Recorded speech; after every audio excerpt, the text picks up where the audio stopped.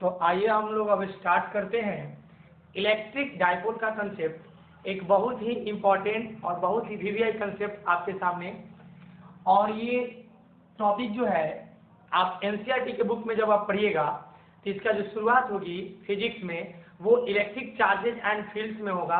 मैंने आपको बोला था कि इलेक्ट्रिक पोटेंशियल में डाइपोल वाला कंसेप्ट और फील्ड वाला जो चार्ज वाला कंसेप्ट दोनों को एक साथ दोनों को कोरिलेट करने का मतलब हुआ कि एक साथ पढ़ाऊंगा मैं आपको। तो ध्यान से देखना, दोनों को मैं एक साथ पढ़ाने के लिए सबसे पहले मैं आपको इलेक्ट्रिक डाइपोल को डिफाइन करूं। तो ये जो होता है क्या होता है, सबसे पहले इसको सुनिएगा। A system of two equal and opposite charges. ये क्या होता है? तो एक सिस्टम होता है, किसका सिस्टम होता है? तो टू चार्जेस का। चार्जेस कैसा होगा? इक्वल होगा और उनका मैग्नीट्यूड क्या होगा? समान होगा। चार्ज जो होगा इक्वल एंड अपोजिट, यानी एक चार्ज पॉजिटिव हो तो एक चार्ज निगेटिव होगा, और उनके बीच का जो डिस्टेंस होगा वो बहुत स्मॉल होगा। उस टाइप के सिस्टम को, यानी ये जो सिस्टम है, इस सिस्टम का जो नाम होगा वो सिस्टम ही कहलाएगा इलेक्ट्रिक डाइपोल। इस सिस्टम का नाम होगा इलेक्ट्रिक डाइपोल। मैंने डिस्टेंस को डी लिया या 12 लिया। अब मैं 12 क्यों लिया? क्योंकि जब मैं electric field strength due to dipole के द्वारा एक्सियल लाइन और इक्वेटोरियल लाइन पर डिफाइन करूंगा तो डी के रिस्पेक्ट में 12 वाला वैल्यू आसान होगा कैलकुलेशन के लिए। डी से भी आएगा लेकिन डी वाला कैलकुलेशन थोड़ा सा वास्ट हो जाएगा, बट 12 वाला कैलकुलेशन आपके लिए बहुत ही इजीली होगा। तो ध्यान से देखना, ये एक सिस्टम है, एक चार्ज पॉजिटिव होना चाहिए, एक चार्ज निगेटिव होना चाहिए, दोनों चार्ज का मैग्नीट्यूड सेम होना चाहिए और उनके बीच का डिस्टेंस बहुत छोटा होना चाहिए। ऐसे सिस्टम का नाम होता है इलेक्ट्रिक डाइपोल। आगे आता है बारी कि electrical effect of an electrical dipole are analysed in terms of characteristics property of dipole. कहने का मतलब है, ध्यान से सुनना, तो ध्यान से समझना कि ये जो electrical effect of an electrical dipole are analysed in terms of characteristics property of dipole, यानी डाइपोल का जो कैरेक्टरिस्टिक्स होगा इलेक्ट्रिकल इफेक्ट के रूप में, उसी का नाम हम लोग देंगे डाइपोल मोमेंट। और इसको हम लोग लिखते किससे हैं? P से। तो सबसे पहला काम इलेक्ट्रिक डाइपोल होता क्या है? तो एक सिस्टम है, किसका सिस्टम है? तो दो चार्ज, वो भी चार्ज कैसा? एक पॉजिटिव एक नेगेटिव, और शर्त क्या है कि दोनों का मैग्नीट्यूड सेम होना चाहिए और उनके बीच का डिस्टेंस कैसा होना चाहिए? स्मॉल होना चाहिए। ऐसे सिस्टम का नाम होगा इलेक्ट्रिक डाइपोल। अब समझना कि इनके इफेक्ट को जो हम कैरेक्टरिस्टिक प्रॉपर्टी के रूप में जो हम लोग स्टडी करेंगे तो वो कहलाएगा डाइपोल मोमेंट। और डाइपोल मोमेंट का हम लोग जो डिफिनेशन लिखते हैं वो फॉर्मूला के अकॉर्डिंग वो होगा P = Q cross D। P = Q cross D। तो यहाँ पे QD हो गया। अब आप D के बदले 12 लेंगे तो P = Q × 12। और थोड़ा सा इसके बारे में समझा जाए। Dipole moment is a vector quantity.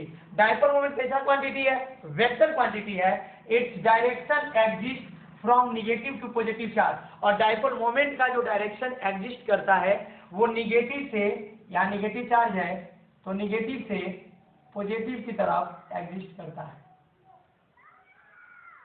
Negative से पॉजिटिव की तरफ इसका डायरेक्शन एग्जिस्ट करता है। और यहाँ पर भी लिख सकते हैं कि its यूनिट इज Q का होता है कूलम, D का डिस्टेंस का मीटर, तो हो जाएगा coulomb metre is the unit of dipole moment. अब यहाँ पे कुछ हम लोग इंपॉर्टेंट रिजल्ट को, कुछ नोट को पढ़ेंगे, इसके बाद फिर हम कुछ आगे की बात करेंगे। आप अच्छे से उतारिए। अब हम लोग कुछ नोट्स के बारे में डिस्कस करें तो ध्यान दीजिएगा। In most molecules the centers of positive charges and of negative charges lie at the same place। बहुत सारे मॉलिक्यूल्स ऐसे होते हैं जिनमें हम देखते हैं कि उनके सेंटर पे ही पॉजिटिव चार्ज और नेगेटिव चार्ज क्या करता है? लाई करता है। तो ध्यान देना है कि hence their dipole moment is 0। इस प्रकार उनका ऐसे मॉलिक्यूल्स का डाइपोल मोमेंट क्या हो जाएगा? 0 हो जाएगा। लाइक CO2 H2O, ऐसे मॉलिक्यूल्स का डाइपोल मोमेंट क्या होगा? 0 हो जाएगा, जिसमें हम लोग CO2 का मतलब कार्बन डाइऑक्साइड, H2O का मतलब जल। अगला जो पॉइंट है, सम मॉलिक्यूल्स हैव परमानेंट डाइपोल। कुछ ऐसे मॉलिक्यूल्स होते हैं जिनका डाइपोल परमानेंट होता है। Example H2O which are called polar molecules. और ऐसे मॉलिक्यूल्स को हम लोग नाम देते हैं पोलर मॉलिक्यूल्स। कहता है कि if the centre of mass of positive charges, अगर पॉजिटिव चार्ज का centre of mass coincides with the centre of mass of negative charge, coincide कर जाए centre of mass of negative charge से, the molecules behave as non polar molecule, और इस प्रकार वो molecules behave करने लगेगा नॉन पोलर मॉलिक्यूल की तरह। याद रखना, जिसका डाइपोल परमानेंट हो उसको पोलर मॉलिक्यूल्स, और एक बात दूसरे वाला भी याद रखना कि the centre of mass of positive charge, अगर पॉजिटिव चार्ज के सेंटर ऑफ मास लाइक कर जाए नेगेटिव चार्ज के सेंटर ऑफ मास से, तो मॉलिक्यूल्स बिहेव करने लगता है नॉन पोलर मॉलिक्यूल्स की तरह। और अगला जो नोट आता है कि if charge Q gets larger, अगर हमारा चार्ज बहुत बड़ा हो एंड डिस्टेंस उनके बीच का जो है Q gets smaller and keeping the product, जो हम लोग डाइपोल का फॉर्मूला क्यू इंटू डी करते हो कांस्टेंट, तो द डाइपोल जो होगा वो जिसे चार्ज बहुत बड़ा हो डिस्टेंस बहुत छोटा हो, उनका जो प्रोडक्ट करेंगे जो कांस्टेंट आएगा उसी का नाम होगा आइडियल डाइपोल। तो ये हमारा कुछ नोट्स था आपके नॉलेज के लिए, आप इसे अच्छे से उतारिए, फिर आगे की बात करते हैं। अब हम लोग देखेंगे electric dipole placed in uniform electric field. एक यूनिफॉर्म इलेक्ट्रिक फील्ड में हम लोग इलेक्ट्रिक डाइपोल के बारे में स्टडी करेंगे। तो समझना है कि हमारे पास यहाँ पे एक यूनिफॉर्म इलेक्ट्रिक डाइपोल है। तो कैसे है तो सुनिए, यहाँ पर एक d डिस्टेंस पर, d वेरी स्मॉल डिस्टेंस है, तो d is a very small distance.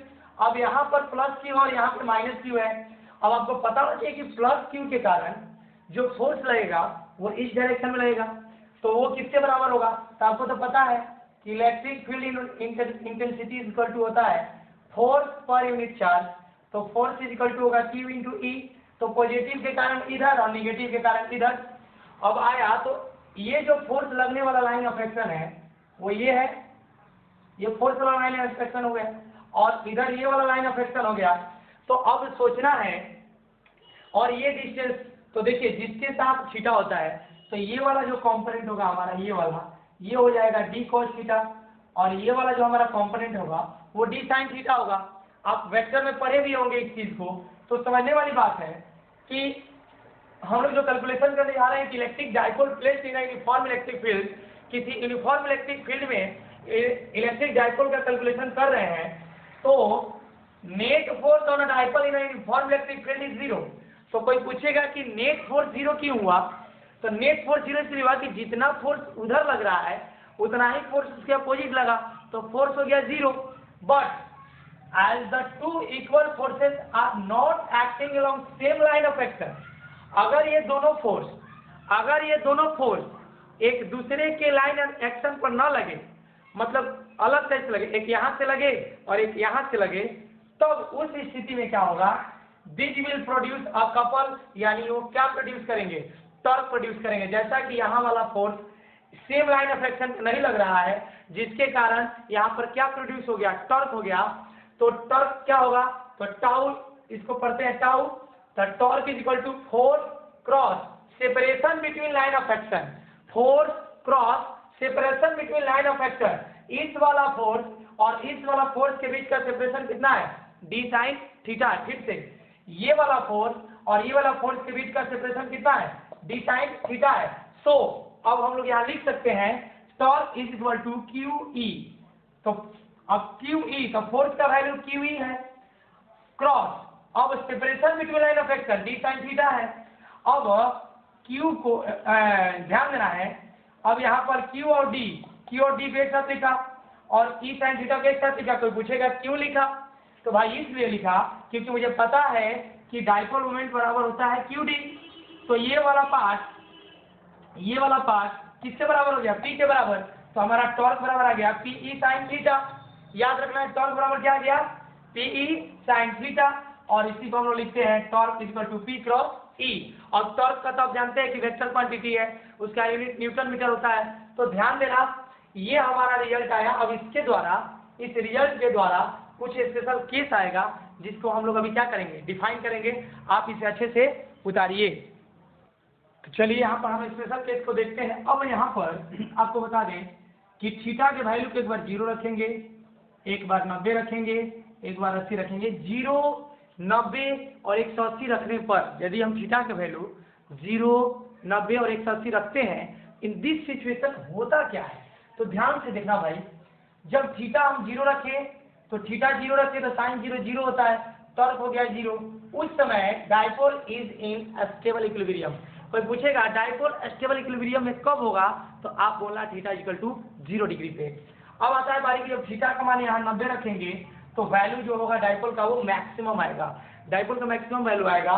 तो याद रखना theta equal to 90 then torque equal to P E, क्योंकि sin 90 होता है 1, sin 90 होता है 1, तो ध्यान देना the torque acting on the dipole will be maximum and if theta is equal to 180, उस समय भी टॉर्क 0 होगा, बट वहां पर अनस्टेबल इक्विलिब्रियम को शो करेगा डायपोल। इतना आपको बात को याद रखना है कि 0 पर स्टेबल इक्विलिब्रियम होगा डायपोल का, 90 पर मैक्सिमम डायपोल होगा, टॉर्क इक्वल टू पीई, और 180 पर भी 0 होगा, लेकिन डायपोल अनस्टेबल इक्विलिब्रियम में होगा। इतनी बातों को याद रखेंगे तो अब हम कुछ क्वेश्चन करते हैं, आप यहाँ तक अच्छे से उतारिए। चलिए ध्यान दीजिए, एक क्वेश्चन है कि an electric dipole consist of two charges of 0.1 microcoulomb. तो यहाँ पर जो जो क्वेश्चन में दिया गया रहता है सबसे पहले इसको लिखेंगे। तो Q is equal to 0.1 microcoulomb, यानी 0.1 इंटू 10⁻⁻6, डेसिमल हटाएंगे तो 10 कूलम, ये नीचे से ऊपर जाएगा तो हो जाएगा 10⁻⁷ कूलम, 10⁻⁷ कूलम आ गया यहाँ पर चार्ज। करेंगे डिस्टेंस डी दिया हुआ है 2 सेंटीमीटर, मीटर में बदलेंगे तो 2/100 मीटर, यानी 2 इंटू 10⁻⁻2 मीटर। आगे करा है the dipole is placed in an external field. Dipole जो एक्सटर्नल फील्ड में रखा गया है वो इलेक्ट्रिक फील्ड दिया हुआ है 10⁵ न्यूटन पर कूलम। व्हाट मैक्सिमम टॉर्क, यहाँ पर मैक्सिमम टॉर्क के लिए theta equal to 90 for maximum torque, के लिए थीटा का मान होता है 90, तो थीटा का मान 90 हो गया, तो क्यू डी ई थीटा मिल गया। तो आपको निकालना क्या है टॉर्क, तो टॉर्क का फॉर्मूला होगा torque is equal to P E sine theta, और P का वैल्यू होता है Q D E sine theta, क्योंकि P बराबर क्यू डी होता है, तो Q का वैल्यू 10⁻⁷, D का वैल्यू 2 इंटू 10⁻⁻2, और E का वैल्यू 10⁵, और साइन थीटा हो गया 90, तो साइन 90 का वैल्यू 1। तो यहाँ से देखिए 7 और 2 9 और 10 का पावर 5 घटेगा, तो 2 into 10⁻⁹ 10⁵ into 1, so final result हमारा आ गया 2 इंटू 10⁻⁴ न्यूटन मीटर। ये हमारा क्या आ गया आंसर आ गया। इसको आप अच्छे से उतारिए, और उतारने के बाद हम लोग क्या करेंगे, थोड़ा सा लाइट की प्रॉब्लम हो रही है, तो आज की कहानी हम समाप्त करते हैं, अगले दिन बाकी पढ़ाई होगी। धन्यवाद।